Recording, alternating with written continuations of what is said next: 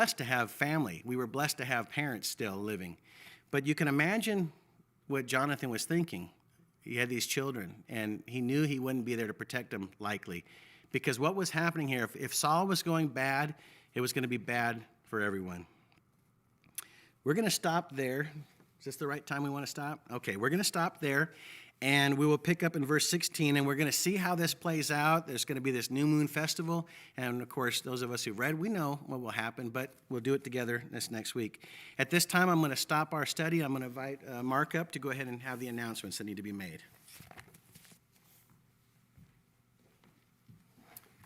Thank you, Jack, for the lesson tonight. Appreciate all those who have been joining us by live stream for our worship and our Bible classes. We are very thankful for that.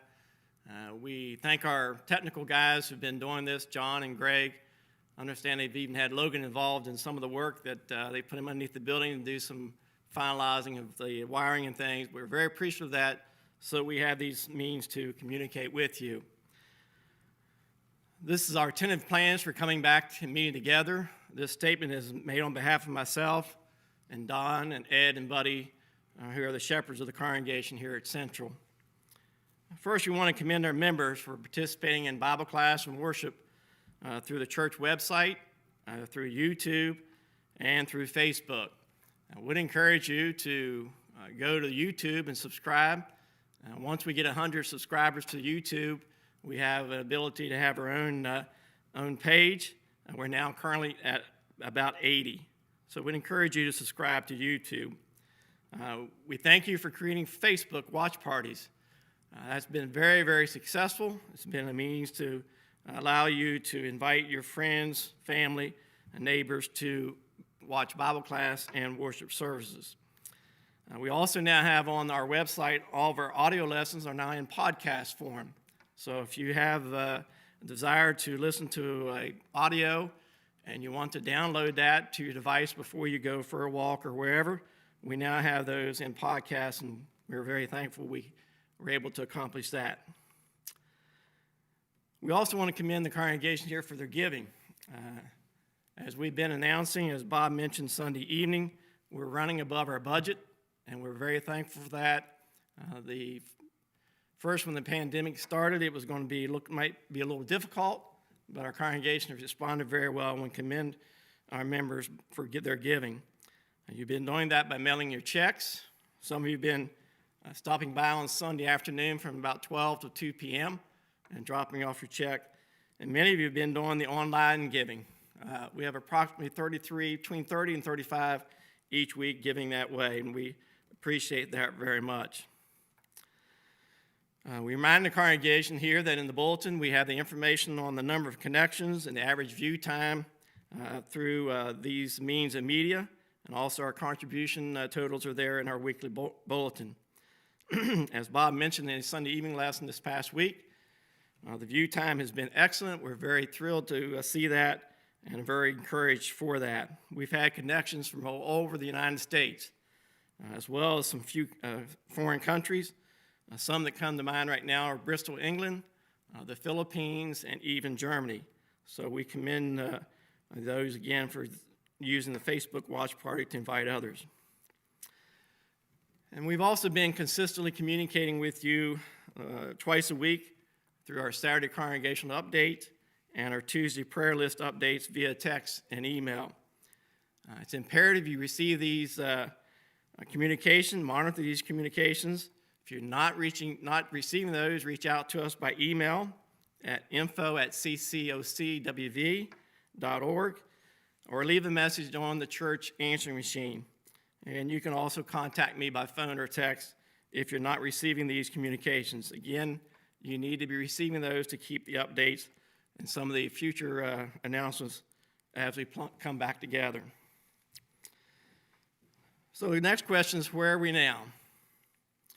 We have been conducting several telephone conference calls with our ministers, deacons, and other men who have taken on some assigned responsibilities to monitor the COVID-19 situation and set plans in place to come back together. And we've had one on-site meeting with a group of these men on May the 12th, and are now starting tomorrow to have some of our ministers and elders to come to the building. There'll be others calling in by conference call So we are beginning to meet together and make plans.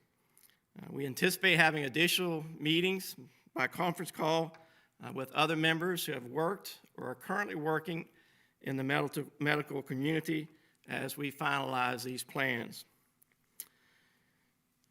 As you're aware, on Monday, May the 18th, Berkeley County had the hotspot designation removed by Governor Jim Justice. We are one of the 6 counties in the state of West Virginia that was designated as a hotspot. However, due to the increased testing that's been done the past 2 weekends, and as of 6 p.m. tonight, there's been 319 positive cases with 7 deaths in the county. So we are very aware that we are in a county, a location that is close to D.C., the Maryland border, and Virginia, and we have a concern for that as well. We are all aware that before the pandemic began, our auditorium was close to being full on Sunday for our AM service. So now we face a challenge to bring the congregation back together while adhering to the social distancing and other guidelines provided by the governor. We are concerned about your physical health as well as your spiritual health of each member. Thankfully, we've not experienced any major illnesses of our members, but we are aware that our area continues to open over the next few weeks. There could be an increase of positive cases. We are watching and observing other congregations who have begun to meet in other states, and we can gain some valuable information from them as they do that. But our plan is to allow another 21 days from the last day of May to watch for increases or any issues in the county. And so we tentatively plan to assemble beginning June 21st. The question is how we're going to do this. We've determined that we can't do a hard opening. We just can't pick up and start where we left off. And so we will begin a soft opening here in the next 2 or 3 weeks. The congregations have been arranged into 5 different groups based upon age. So forgive us if we have guessed incorrectly your age. We know we're dealing with difficult or unusual territory here. Let me pause now to introduce those groups, so listen closely for your age. In the next 7 to 10 days, each member and family will also receive an email reminding you of your assigned group. Group A is 18 to 45. Group B plus is 18 to 45 with children. Group C is ages 45 to 65. Group S is 65 and above. Of course, the S stands for seniors, and you know you're a senior. We also have another group that we're calling Group X. These are members of any age who have had potential health issues in the last 2 or 3 years. For example, diabetes, COPD, cancer, lung disorders, and heart problems, etc. We're very aware of that group. We're very concerned about that group, and we'll talk about that group in just a moment a little further. On June 21st, we will continue to stream all services via live stream, just like we've been doing. And on Sunday p.m. on that date, we will also live stream. However, on that date, only Group S, again the seniors, 65 and up, will be invited to attend the Sunday p.m. service on site. Again, we are starting with a Sunday p.m. service, and there's a reason for that. Communion will be offered for those who did not have an opportunity to partake that morning, but again, we're encouraging all of our members to watch the live stream on Sunday morning and partake of the Lord's Supper at that time. On the following Sunday, June 28th, everyone again is encouraged to watch the Sunday a.m. and p.m. service. On that Sunday evening, we will invite Group S to worship on site. In addition, Group C will be added. So on June 28th, Sunday evening at 6 p.m., Group S and Group C will meet here at in the auditorium. If things progress as we hope and pray they do, and there's no health issues arise, we'll continue to add groups cumulative to our Sunday evening worship. On July the 5th, we'll add Group A, and then on July the 12th, we'll add Group B+. At this point, we'll have the entire congregation meeting on site for Sunday PM service, except for that Group X. And again, I'll talk about that in just a moment. Why are we waiting to bring in the Group 18 to 45 and the Group 18 to 45 with children? Well, your group is more technological savvy than some of us seniors. We know you're doing very well, either with the website or with Facebook or with YouTube. And we thank you for having that knowledge and your patience with us. Again, we're looking at Group S on June 21st, and on June 28th, Group S and C. And then if things progress, we'll put more communications out about that. Our future forecast is then to begin adding Wednesday night Bible study in about 4 weeks after June 21st. The Wednesday night Bible study be added, and then there'll be a period of time we'll wait and observe and watch, and then we will add Sunday morning Bible class and worship after that is observed. More detailed information on those plans will be relayed as we continue to monitor our progression through the summer and these plans. As we progress through these phases of coming together, we will continue to consistently provide an online Bible class for our children. Back in April, I believe it was, we began offering online Bible classes to our children through the week. Our thanks to all those teachers who have been doing that.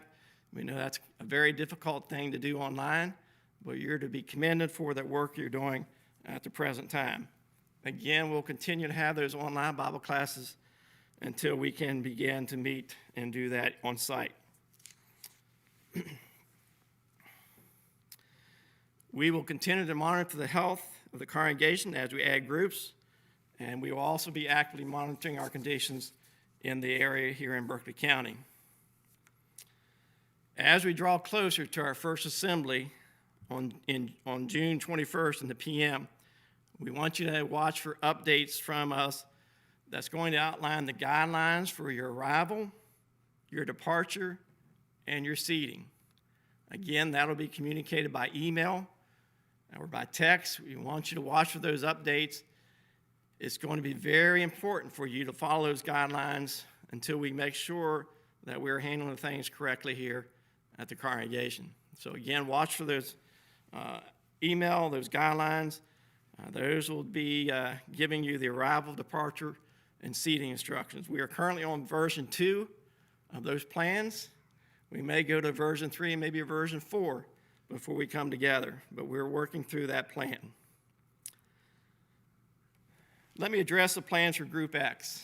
Again, this is members of any age who've had some health issues over the past 2 or 3 years.